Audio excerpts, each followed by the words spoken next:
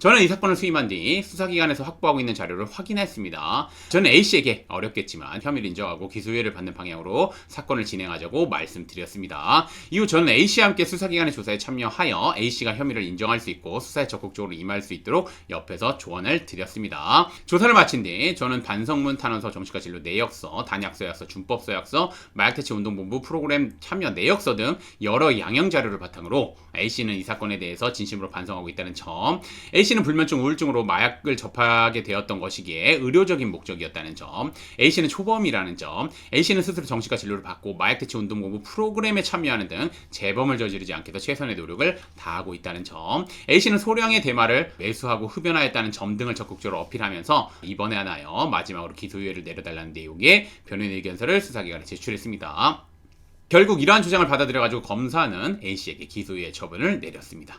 오늘의 주제를 좀 정리를 해서 말씀드리면, 제가 앞서 언급한 바와 같이 마약범죄 같은 경우는 초범이라도 굉장히 엄중하게 대응하고 있기 때문에 기소유예가 내려지는 경우가 없습니다. 거의 과거는 좀 내려지는 경우가 있었는데 최근에는 거의 없다고 보시면 됩니다. 그렇기 때문에 초기부터 정말 적극적으로 대응해야지 기소유예를 받을 수 있습니다. 그리고 여러분들은 아시겠지만 기소유예는 검사가 한번 봐주는 거기 때문에 마약 전과가 생기지 않습니다. 그러나 마약으로 벌금형을 받거나 집행유예를 받게 되면 그건 마약 전과죠. 사회적 경제적으로 굉장히 큰 불이익을 입을 수 있기 때문에 본 사안처럼 초범이고 횟수가 많지 않고 이러면 최대한 기소유예를 노려봐야 됩니다. 그러기 위해서는 제대로 된 진술 방향을 설정하고 그에 맞춘 양형 자료를 잘 준비해서 초기부터 잘 준비하고 제출해야 됩니다.